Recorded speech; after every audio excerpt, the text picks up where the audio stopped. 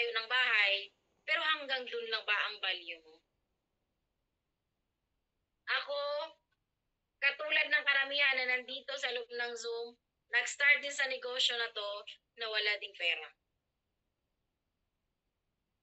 Nakapunta ako ng ibang bansa, wala din po akong pera. Self-support ang nangyari sa akin. Dahil, actually, meron din siguro dito karamihan, mga single mom, pataas ng paa ng single mom. Di ba? Katulad sa inyo, isa rin akong single mom. Before ako pumunta sa ibang bansa, hiwalay na po ako sa partner ko. Kaya po ako nag-decide na pumunta ng ibang bansa kasi sabi ko, ako mismo ang magbibigay ng magandang kinabukasan para sa mga anak ko. Kasi ang akala ko yung pagiging OFW, yun na yun. Yun na yung sagot doon. Yung anak ko that time, yung bunso ko, 3 years old pa lang. Walang kamuwang-muwang. Actually guys, pumunta po ako dito sa Maynila dati, nung time na yon, 700 pesos yung pera ko. Walang pamilyang nag-support kasi totally, before ako pumunta dito sa Maynila, hindi po naging maganda yung kwento ko. Kaya po ginalingan ko, pinaganda ko yung kwento ko kasi yung past ko hindi na po maganda. Why? At the age of 16, nag-asawa po ako. Diba? Ang aga, no? Ang aga ka biga-biga. At the age of 16, nag-asawa po ako. Ang akala ko na yung pag-aasawa ko na yun, yun na yung sagot para maiwasan ko yung isang sitwasyon na pilit kong iniiwasan. Akala ko maging okay na. Yun nga lang, umabot talaga ng 11 years, pero hindi siya naging successful. Why? Mabait kasi ng pangasawa ko. Sobrang bait. Pagtulog, ando na yung bisyo, babae, sugal, naging addict na hanggang sa naging malala. Kaya kinausap ko yung nanay ko. Pwede po ba na ikaw muna yung mag-aalaga sa mga anak ko? Kasi aalis ako pupunta ng ibang bansa. Kasi 3 years old na yung bunso ko, pwede na akong umalis. Anong sagot ng nanay ko? Guys, hindi ko po minamasama yung nanay ko. Ang sagot niya sa akin, hindi po ako makapag-decide niyan. Kasi hindi ko po pwede iwanan yung asawa ko at para lang alagaan yung mga anak mo. Kaya anong sabi ko sa sarili ko? Kung ayaw mo at hindi mo kaya, ako mismo yung gagawa. Oo, masama na kung masama. Kasi sa atin ng mga Pilipino, balikan mo na, Master. Sa atin kasi ng mga Pilipino, pag ang tao layas, masama. Tama, di ba? Yun yung traditional na paniniwala ng mga Pilipino. Pag yung babae, bababa sa loob ng bahay, masama na yan. Pero ginawa ko po yung lumayas ako, binitbit ko yung 3 anak, at pinablatter ko yung partner ko sa pulis bago ako umalis at lumayas. Why? Bakit ako nakapag-decide na lumayas? Ayaw naman tanggapin ng nanay ko yung mga anak ko. Nung time na yon, na naglinis ako sa loob ng bahay, lahat ng mga kurtina tinanggal ko po. Ang akala ko, okay lang. Kaya pala every time na gabi, midnight, gising na gising yung partner ko. Hindi ko alam na meron palang 2 kutsilyo na nandun sa uluhan ko. Kaya kinausap ko yung nanay ko na please lang tulungan mo ako. Kasi kung time na iba na yung utak niya, iba yung tumatakbo sa utak niya kasi naging addict na siya. Kukunin yung kutsilyo at sasaksakin niya ako, mamamatay ako doon, sa tingin niya mabubuhay pa? Hindi na. Iiyak yung nanay ko, mabubuhay pa ba ako? Hindi na. Paano yung tatlo kong anak? Kaya doon talaga ako nag-decide na lumayas. Pero before ako lumayas, pinablatter ko muna siya sa pulis. Para hindi po siya makahabol sa akin. Guys, pumunta po ako ng Maynila na yung mga anak ko po, hindi po pamilya yung nag-aalaga sa kanila. Kaya kung ikaw, andyan yung pamilya mo, nag-aalaga sa mga anak mo, please lang, bilisan mo. Why? Pwede mong ibalik sa kanila. Ang dapat mong ibalik. Ang iniwanan ko po ng tatlo kong anak, hindi ko po kaano-ano. Pero sa isip-isip ko kasi bit-bit ko yung malaking pangarap. Nasabi ko pag mag-abroad ako, makapag-ipon ako, magawa ko yung gusto ko, makapag-negosyo ako, mabigyan ko ng magandang kinabukasan yung mga anak ko. Umalis po talaga ako. Pumunta ako ng Maynila. Nung dumating na dito sa Maynila, guys, ang pera ko 700. Wala akong kapera-pera. Anong ginawa ko? Doon ako ng parang nangamuhan sa agency. Para lang may pangtustos ako sa pangangailangan ko. Hanggang sa dumating yung punto na malapit na sana akong umalis, akala ko kasi okay na yun eh. Tumawag yung anak ko. Umiiyak, humihingi ng tulong. Kasi meron palang pangyayari na hindi maganda nung time na yun. Humihingi ng saklolo. Guys, ang anak ko, 3, puro babae. Sensitive pag puro babae. Hindi mo pwedeng iwanan kahit saan. Kasi pwedeng madisgrasya. Anytime. Tama, di ba? So, nung time na yun, umiiyak sila, humingi ng tulong. Pero since malakas yung loob ko, sabi ko, God, ikaw na yung bahala. Tinawagan ko yung landlady ng boarding house na tinirahan namin before. Nanghiram ako ng pera sa agency, pinakuha ko sila. Akala ko maging okay na. Hanggang sa napunta ko dyan sa ibang bansa. Pagdating ko doon, akala ko maging okay na rin. After 1 month, tumawag na naman sila kasi nagkasakit yung pangalawang anak. Anong sakit? Leukemia. Noong time na yun, tinanong ko talaga si God, kung ikaw hindi mo pa naranasan, tinanong ko na, sinisi ko na. Bakit ito yung buhay na binigay mo sa akin? Wala naman akong kasalanan sa'yo. Kung ano man yung kasalanan nagawa ko sa'yo, sobra-sobra ba? Ba't ito yung binato mo ulit sa akin? Ito ba yung malupit? Ito ba yung mahirap? Kasi nung pagdating ko agad sa ibang bansa, lahat ng cellphone ko kinuha po ng amo ko. Hindi ako basta-basta agad makatawag. Makatawag ako for 30 minutes. 1 time sa isang buwan. Ganun po kahirap. Nung nag-start ako na naging OFW. Kaya kung ikaw, andito ngayon nakapasok sa Zoom, nakapag-training ng straight, napakaswerte mo. Wala na pong dahilan para magpaligoy-ligoy ka pa sa negosyo. Kasi bakit? May chance ka na gagawin yung negosyo. Hawak mo yung cellphone mo. Anytime, pwede mong magawa. As long as marunong kang dumiskarte. Natapos ang 2 years, once a month ko lang nakakausap yung anak ko. Hanggang sa dumating yung time na tumawag yung teacher ng anak ko. Sabi niya sa akin, Ma'am, ikaw ba yung nagpapadala sa mga anak mo?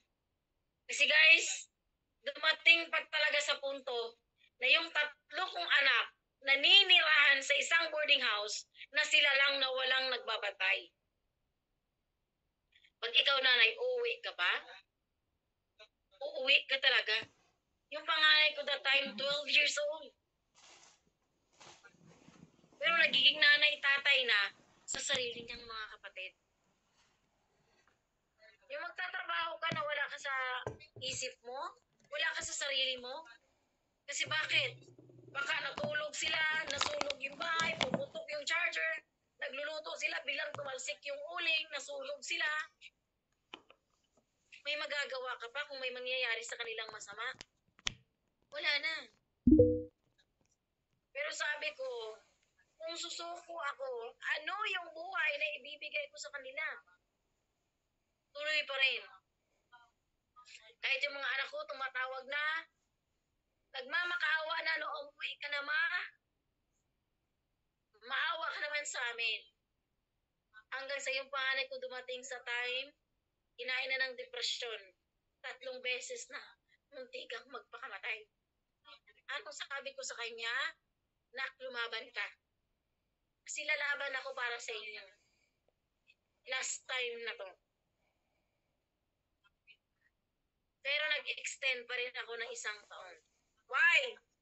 Nakilala ko kasi yung negosyo na to.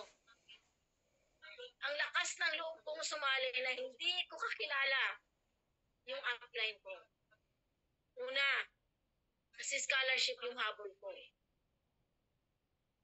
Sabi ko kasi, uwi ako din sa Pilipinas kahit wala akong kikitain, kahit wala akong negosyo mangyari. Ang importante, mayroon akong scholarship, matuldukan ko na yung maging OFW ko. Masuportahan ko na yung mga anak ko sa pag-college nila na hindi na ako lalayo pa. Kasi yung anak ko ang nakikiusap na umuwi ka na. Why? Dumating sa punto na yung DSWD na ang pumunta sa bahay at kukunin na sila. Ikaw ba papayag ka? Na yung mga anak mo mabubuhay doon sa kamay ng DSWD? Hindi. Kaya napilitan po ako na ibigay ko doon sa kapatid ko. Kasi ang akala ko, pagdating sa kapatid ko, maging okay na. Pero hindi pala. Ginawang alas para lang every time magpapadala ng pera. Guys, hindi ko masama yung pamilya ko. Mahal ko yung pamilya ko. Totally miss ko na sila.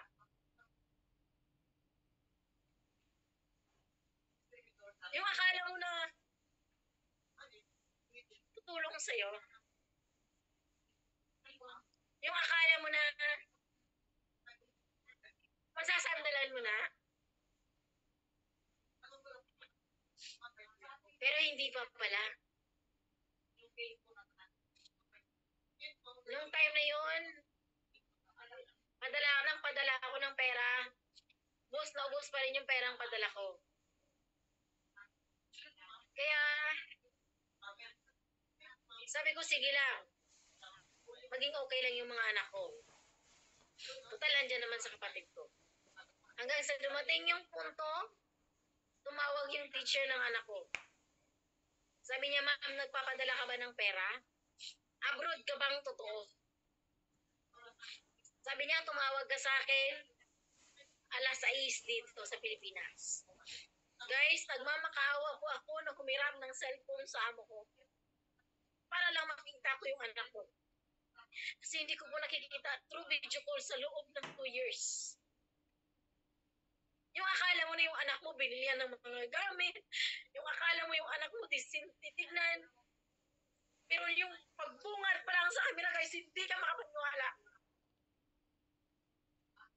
Ang itim-itim, ang payat-payat, grabe ang dugyot, ang dumi-dumi ng damit, ang dumi-dumi ng uniform. Hindi ka makapaniwala, sinuportahan mo talaga. Kaya kung ikaw, kayo, yung anak mo nakikiusap na sa'yo, please lang, bilisan mo na. Huwag ka nang maghintay ng maraming taon pa na lumayo. Kaya palagi kong sinasabi, ang oras, hindi mo mapapalitan. Hindi ka 24/7, oo, nakamonitor ka sa mga anak mo through video call, pero hindi mo nakakasama. Okay ba talaga sila? Totoo ba lahat ng sinasabi nila? Kaya nung time na yon, nag-decide talaga ako, itutodo ko. Magsasakripisyo ako. Nahirap ako ng pera sa amo ko. Para lang ibuo sa negosyo na to.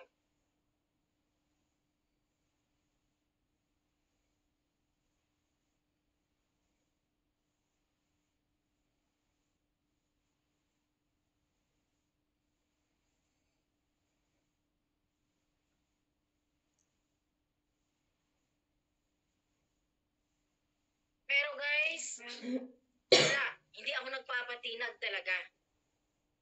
Tinuloy ko yung negosyo. Wala man akong cellphone na ginamit, dinaskartehan ko. Paano? Di ba yung training kanina, remove excuses? In-apply ko po yung lahat. Paano ko ginawa? Yung alaga kong bata, meron pong iPad.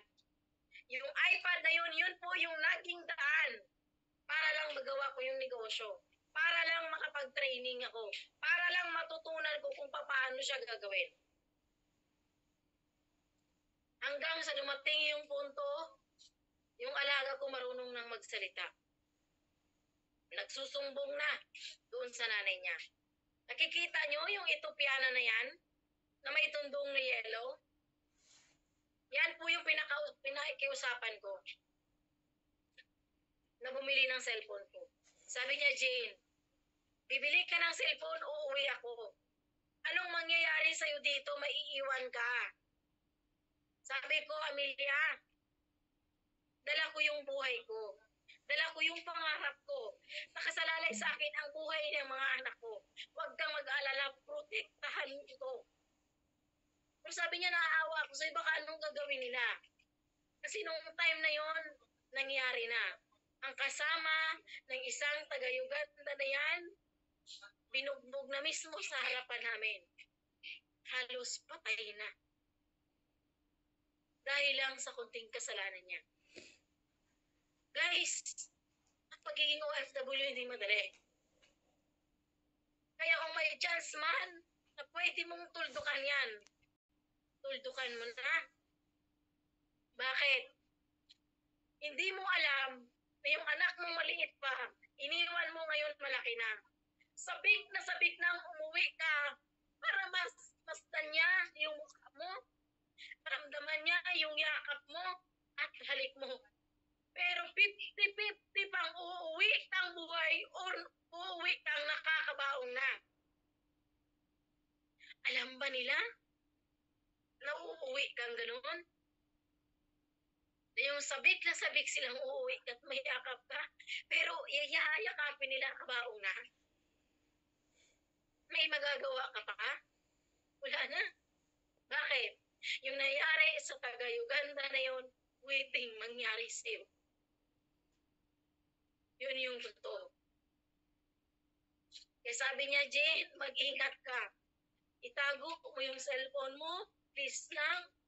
Kasi ayoko mabalitaan na may nangyari sa inyong masama. Para nakasikita ang kapatid. Nung time na yon, nilakasan yung loob ko, sabi ko, huwag kang mag-alala. Bit-bit ko lahat. Kaya guys, nakauwi na lang ako. Hindi ko alam kung ano yung ringtone ng cellphone ko. Why? Pilit ko po yung tinatago na hindi nila malalaman. Sinukso ko po yan sa katawan ko na hindi niya makikita. Pero alam naman natin, walang usok na maitago. Kaya dumating sa punto na bisto ako ng amo ko na may cellphone.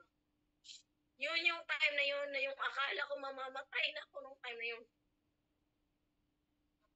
Kasi alam nyo, kinaladkad na ako ng amo ko. Pero hindi alam ng pamilya ko yan kung anong nangyayari sa akin. Nung time na yun, lumod ako sa harapan niya at yumakap. Humingi ng tawad. Sabi ko, papauwiin mo na lang. Total, tapos naman yung kontrata. Pero buti na lang may awa si God. Dininig lahat ng prayer ko sa kanya. Nag-okay yung amo ko nung time na yun. Sabi niya, sige, pagbibigyan kita. Magstay ka. Ipakabit ko lang yung lahat ng CCTV dito sa loob ng sulok ng bahay. Kasi yung mga bata, kailangan ka. Tuloy. Sabi ko, thanks God. Tuloy pa rin yung pangarap. Kahit maraming CCTV, wala akong pakialam. Bakit? Yung anak ko yung nagmamakaway. Tuloy pa rin. Hanggang sa dumating yung punto, tumawag talaga yung upline ko. Jane, umuwi ka na. Sabi ko, bakit apps? Pwede na. Malaki na yung naipon mo. Masasagot na yung hinihingi ng mga anak mo. Eh sabi ko, paano ako makakauwi? Eh, pandemic. Dito na siguro ako mamamatay. Bakit? Lahat ng nabalitaan ko that time na yon, marami ng OFW ang nilibing sa disyerto. Ang akala ko mapasama na ako dun. Parang wala ng pag-asa. Sabi niya makakauwi. Makakauwi ka. Pero tiniis ko pa yung ilang months kasi sarado yung airport. Hanggang sa dumating yung punto, hindi na ako makakalakad. Kaya kung kayo, ngayon na nandito sa Zoom ng mga OFW, tatanungin ko kayo kung kamusta kayo. Sasagot kayong okay lang kayo? Hindi ako naniniwala. Bakit? Pilit mo lang ginawang okay eh. Kahit hindi ka okay. Ayaw mo lang kasing makita sa pamilya mo na mahina ka.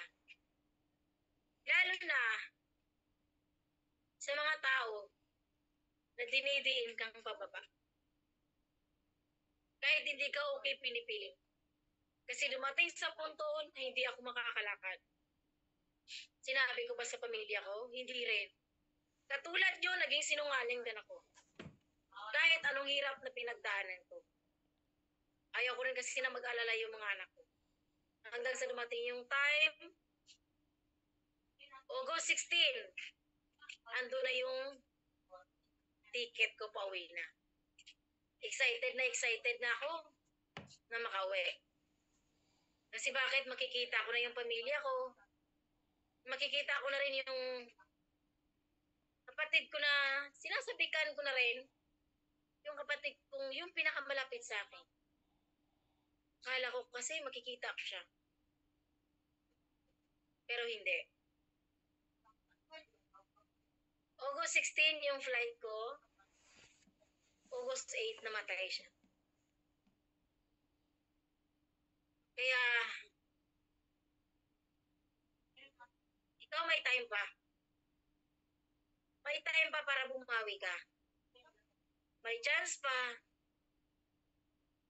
para makabawi ka sa lahat. Kaya bilisan mo na. Ang sakit sa pakiramdam, excited ka nang umuwi, pero kulang na pala yung uwian.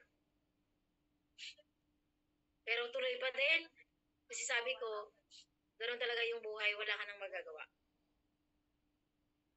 Ayan, so next slide po, Master. Nung time na yun, guys, excited akong umuwi. Lahat ng hirap, sakit, na naranasan ko, bayad po sa cheque na yan. Yan po yung first cheque ko. Umabot po siya ng 171,000 pesos.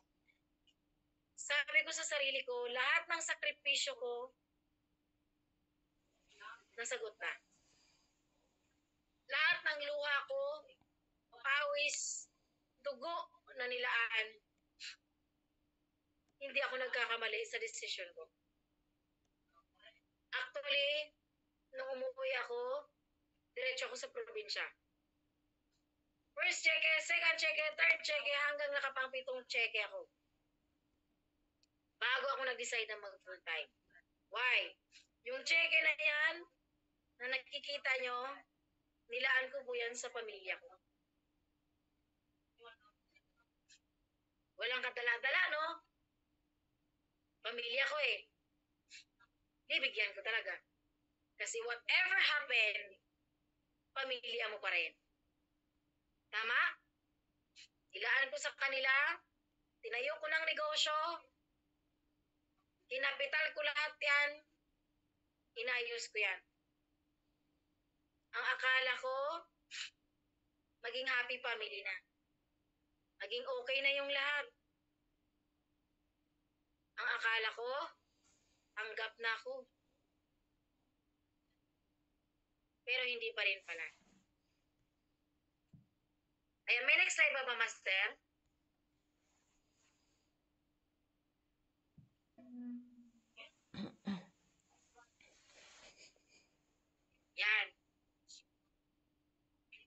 second check na yan, dyan po nag-uumpisa. Kasi nung time na yun, nagpapa-second check ako. Kasi sabi ko, yung first check, nilaan ko lahat sa negosyo para sa pamilya ko. After a month, bankrupt yung nangyari. Why? Hindi ako yung may hawak. Yung nanay ko. Sabi ko na, ma, mag-inventory tayo para malaman natin kung yung negosyo natin umangat ba o bumaba. Kasi kailangan natin yon. Nagalit siya sa akin, hinayaan ko. Nung time na yon, bankrupt. Nagpa-second check ako. Nung second check ko, kinuha ko na. Nung time na yon, galit na galit siya sa akin. Kasi gusto niya pala kukunin ang kalahati ng check na yan. Sabi ko, ma, time na rin para sa mga anak ko. Ilaan ko na din sa kanila. Hanggang sa lumating sa punto, guys, hindi ko to kinuwento para maging masama yung pamilya ko. Hindi ko to kinuwento para maging ako yung bida sa kwento na to. No. Gusto ko lang na matuto ka. Huwag mong ibigay lahat. Pwede kang tumulong, pero hindi lahat. Huwag mong ibuga lahat. Bakit? Pag ikaw mawalan, wala ka na ibang masasandalan. Wala ka na ibang malalapitan, kundi sarili mo lang. Kaya naging lesson sa akin ang lahat ng nangyari sa buhay ko. Dahil kay empowered consumerism, nakatayo ako ulit. Kasi nung time na yon, nagkagulo na, sarili kong nanay, pinabarangay ako. Ikaw ba? Naranasan mo na? Kung hindi mo pa naranasan yan, apakaswerte mo. Pinalayas ako sa sariling bahay na ako mismo nagpatayo. Pinabarangay pa ako. Dahil lang sa cheque na yan. Pero buti na lang, mayroong empowered consumerism na nag-support sa akin. At nag-support sa akin sa loob ng 1 taon hanggang sa maging malinaw yung mundo at nakakapunta ako dito sa Maynila. Ayan, next slide po, Master.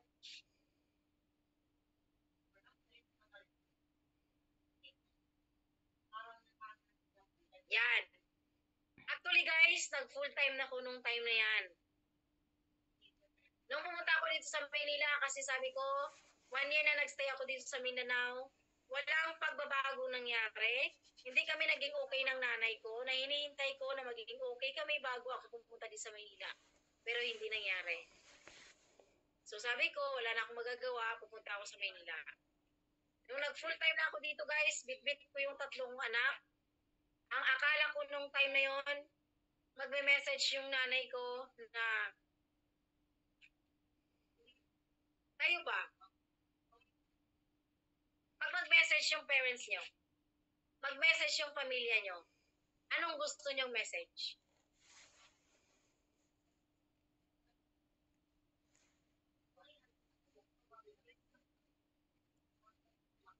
Sige po, pwede nyo pong sabihin. Yun. Tama kayo? Sana nga. Sana nga.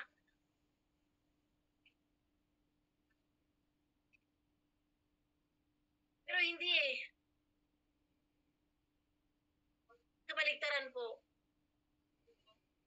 Kasi nung time na yon, nakikiusap yung kapatid ko na bunso. Ate, tulungan mo ako. Pwede mo ba akong isama dyan? Eh, nabasa ng nanay ko yung conversation namin. Anong sinabi sa akin? Ingrata ka. Huwag mo isama-sama yung kapatid mo. Huwag mo idamay sa kalukuhan mo na yan. Anong gusto mo? Mamamatay kayo? Kung mamamatay ka, mabilis ka lang patayin. Sindihan lang kita ng kandila.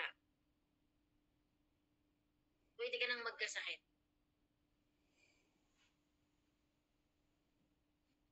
Di ba ang sakit?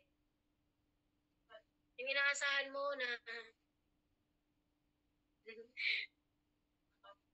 yun yung ibigay sa'yo.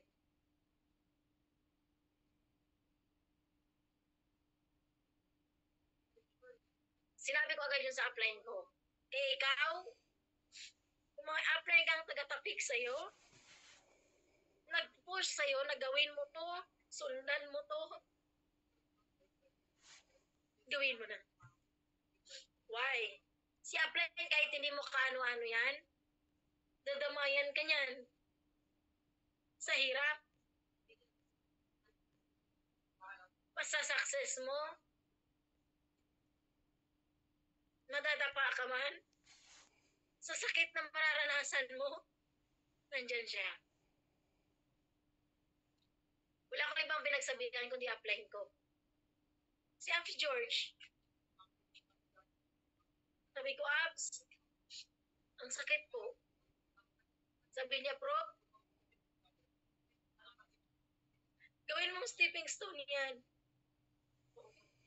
Galingan mo. Bilisan mo.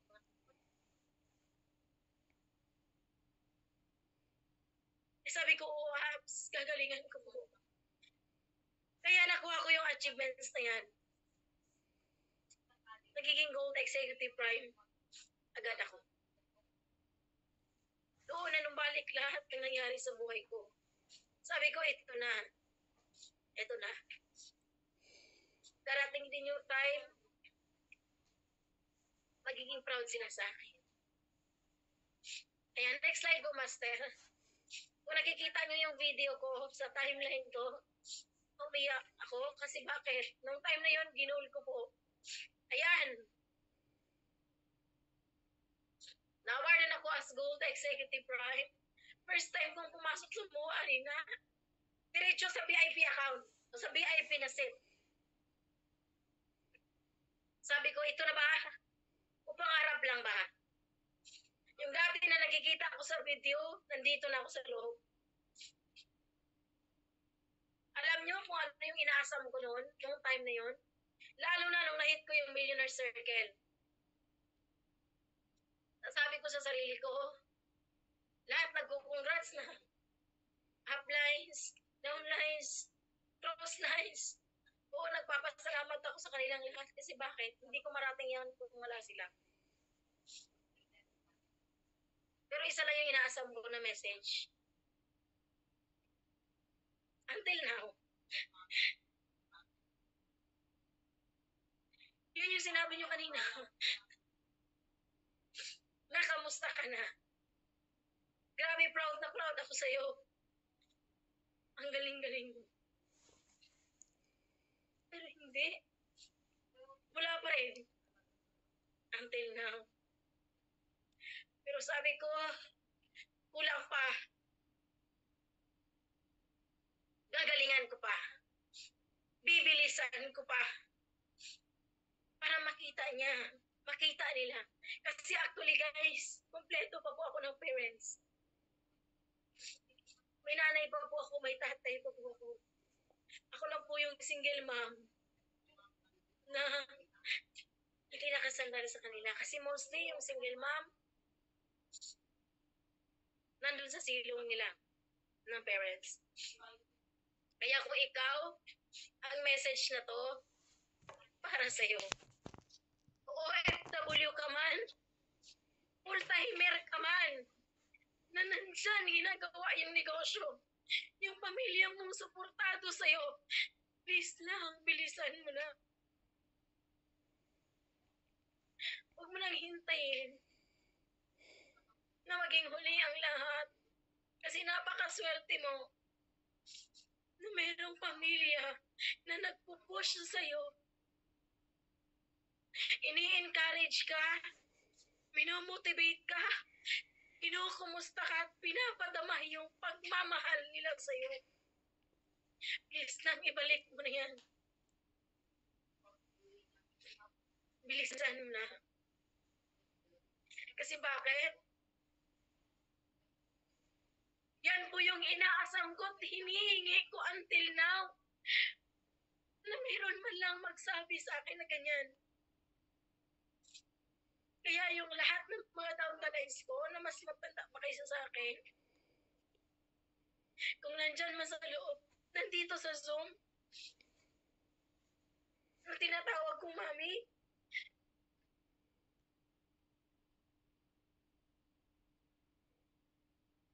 kung nandyan man kayo sa loob, every time na tatawagin ko kayo ng ganun, sobrang saya ko po. Promise. Kahit ako yung unang nangungumusta sa inyo, at pagre-reply kayo, ikaw, kamusta ka? Pinipil ko na yung na mama ko yung nagsasabi ng ganun. Kaya yung fuel na nandyan sa'yo, nasuportado ka ng pamilya mo. Huwag mo nang sayangin pa.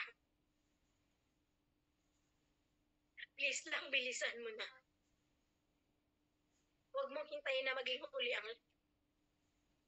Huwag mo nang tagalan pa. Kasi bakit? Nandito ka po sa magandang opportunity na pwede kang kumita ng milyon sa loob lang ng kunting oras. Sa loob lang ng ilang months. Kaya bilisan mo na. Ang message na to hindi lang para sa OFW. Para po sa lahat na nandito sa loob ng Zoom. Huwag mo nang tagalan pa. Ibalik mo na sa parents mo. I-date mo na. Pagbigyan mo na. Why? Deserve nila yung sinusuportahan ka na. Kasi until now, hinihintay ko yun. Yung message na binibigay sa inyo. Iba yun. Bilisan nyo na. Kaya mga mamis na nandyan sa loob ng Zoom, huwag mo nang hintayin na lumaki pa yung apo mo kung nagkakaapo ka na. Ang oras, hindi mo na maibalik pa. Bilisan mo na rin para ma-enjoy mo yung buhay mo, mabigyan mo ng time yung family mo. Kaya para sa akin, yung achievements na yan, given yan sa akin. Bonus na lang yan. Ang importante nakakasama ko yung mga anak ko. Alam niyo ba na tao lang naman tayo eh. Darating din yung time na madadown ka. Darating din yung time na madi-discourage ka. Ano yung fuel mo? Pamilya mo. Yung ililip up ka, yung kahit tinanghina ka na, pero sinasabihan ka pa rin, okay lang yan, nak. Believe naman kami sa'yo eh. Kayang-kaya mo yan.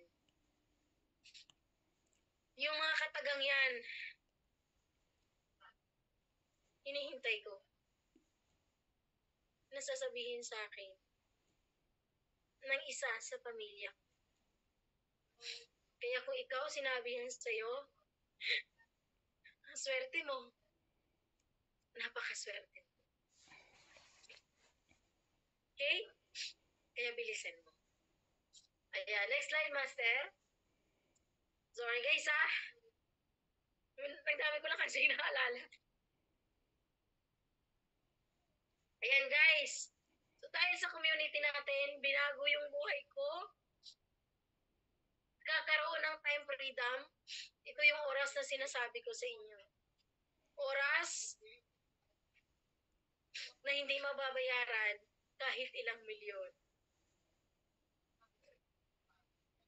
Hawak mo yung oras mo, hindi ka na maghihirap sa ibang bansa, makakasama mo pa yung mga anak mo.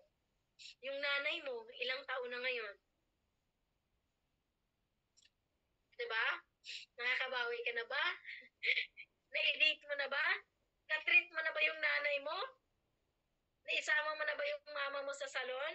Na-treat mo na ba? Nasabay kayong magpapariban? Kung hindi pa, gawin mo na. Ha? Kasi Kasi lahat ng yun nagawa ko na. Na-surprise ko na rin yung mama ko. Pero inaasam ko pa din siya. Pero gagalingan ko. Ayan, so next slide po, Master. Yan.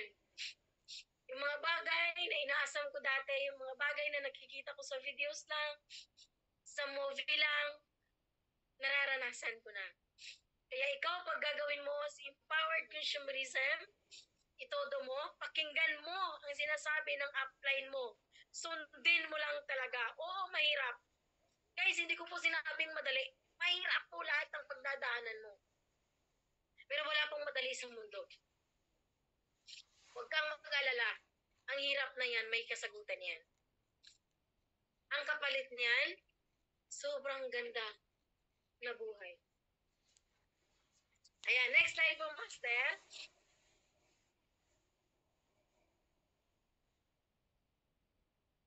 Meron pa ba? Ayan. So, marami na rin lugar na napupuntahan. Kaya kung ikaw single mom ka ngayon, please lang, pigilan mo muna kasi ang sarap ng buhay na maglalakbay siyang walang nagagalit. Kaya unahin mo muna, ipa-priority mo muna yung negosyo. Okay? Ayan, so next slide pa po, Master. Sige po po. Yan, sige pa po, sige pa. Kasi alam nyo guys, pag magkakaroon ka ng time freedom, magagawa mo po lahat. Magagawa mo po lahat. Yung pinapangarap mo lang dati, lahat maibigay na sa'yo na empowered consumerism.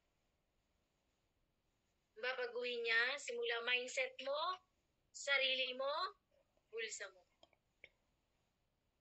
Lifestyle mo. Ano lang naman ako dati manamit eh. Pinapangarap ko lang naman yan dati. Lahat natutupad na siya. Yan. Next slide po, Master. Yan.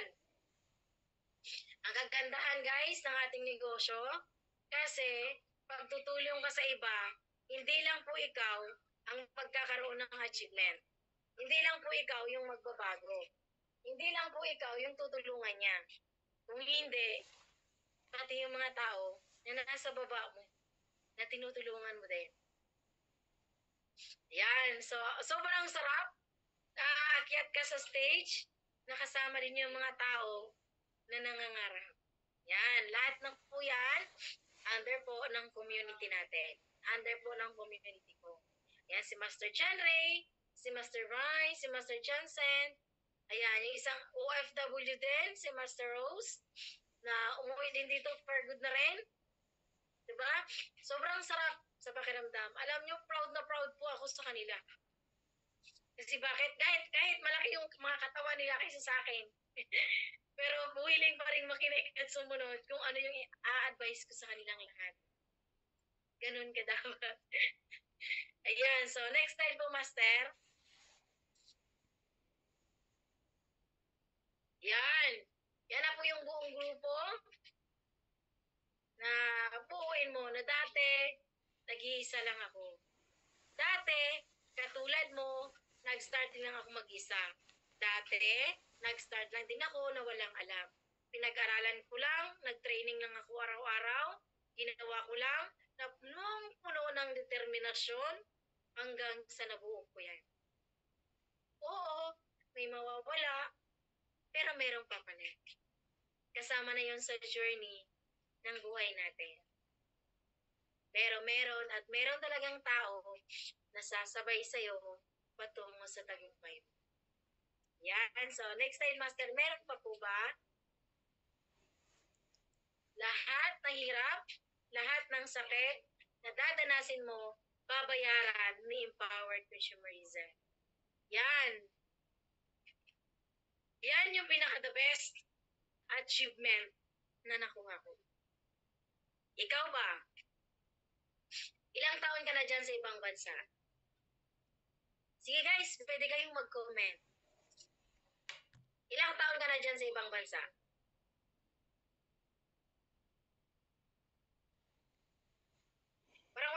nagko-comment. Parang natatakot na. Ayan, may 3 years. 23 years. Yan. 4 years. Marami na, tagal-tagal na pala. 18 years. Yun. Ito yung tanong. Kailan mo huling na-date yung mga anak?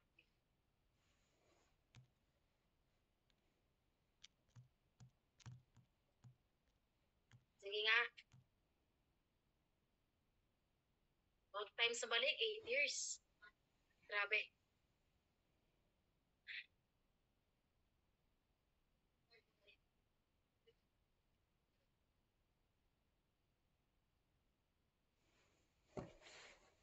Diba? Kailan mo huling na-date yung anak mo?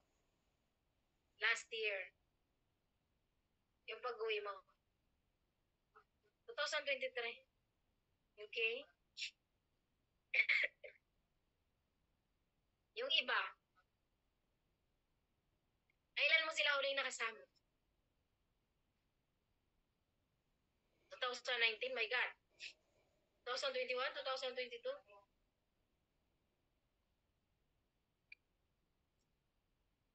O, kailan mo? Yun. Ang tagal na, no? Ito yung tanong ko. Kailan mo sila muling i-date? Yun yung pinaka-excited moment. Kailan mo sila i-date ulit? 2 years na? Grabe, no? Ang tagal na, no?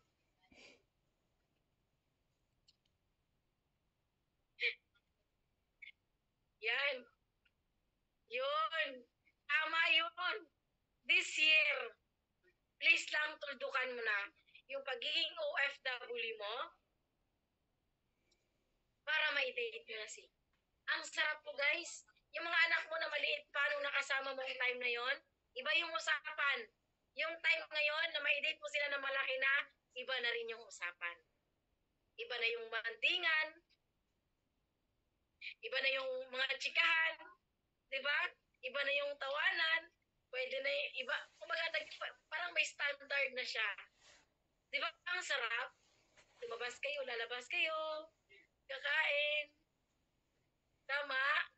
Yun. Kaya please lang, ngayon, yung sinabi mong this year, panindigan mo yan. Isama mo na sila. Why? Yung mga oras na yan, yan po yung hindi mo mababayaran ng kahit ilang milyon. Tama or tamang-tama? Yung mga ngiti na makikita sa mukha nila, kahit kailan hindi mo mababayaran yan. Diba? Yun. Yung mga lambing nila sa'yo, yung nag-aagawan kayo ng kanta, yung nag-aharutan kayong mag-iina. Tama? Hindi ko yan sinabi para mag-inggit kayo, ha. Sinabi ko lang para may inspired ka, para tuldukan mo at makakasama mo sila. Kasi yun yung pinaka-excitement moment. Okay? Ayan. So, next slide, Master. Meron pa ba?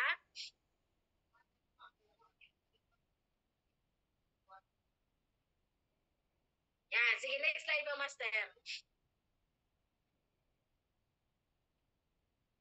Yan. O, di ba? Pag sabi ko na wala kang klase ngayon, date muna tayo. Yan po yung panganay ko. Sabi niya sa akin, pupunta ma, basta date lang tayo. O, di ba?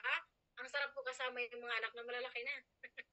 Parang magkapatid na lang, di ba? Puro diwata. Yun yung pinaka-the best moment. Kaya yun yung tanong ko. Kailan mo sila i-date ulit? Di ba? Yan. Kaya guys, take your time right now. Trabahuin mo yung negosyo para matundukan mo yung pagiging OFW mo. Masakit man yung kwento mo, babaguhin natin. Kaya ginalingan ko kasi bakit? Ang kwento ko hindi maganda. Why? Dumating pa kasi sa punto, guys. Actually, yung nakakausap nyo ngayon, yung nagsasalita sa inyo ngayon, nabubuhay lang po dati sa limos ng mga tao. Why? Kasi nung time na yon, iniwan ako ng partner ko, 6 months pa lang yung anak ko, ito yun yung nasa kabila. na naka-white, yung mas mataas po sa akin. Yan po yung bunso. 6 months pa lang yan dati. Nasisiryan po ako nung time na yon.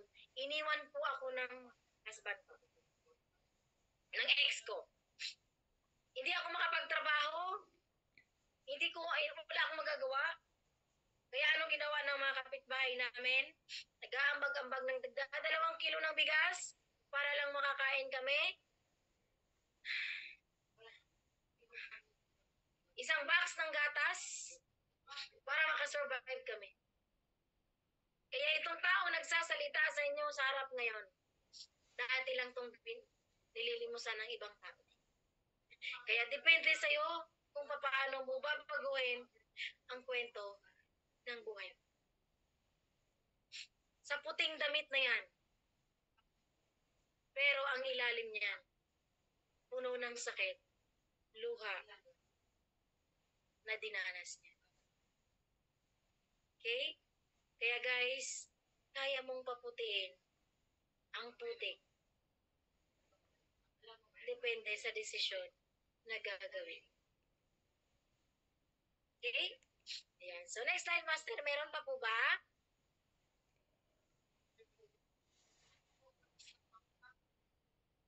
Yan, last. Ito lang guys. Tapos na pala yung slide ko.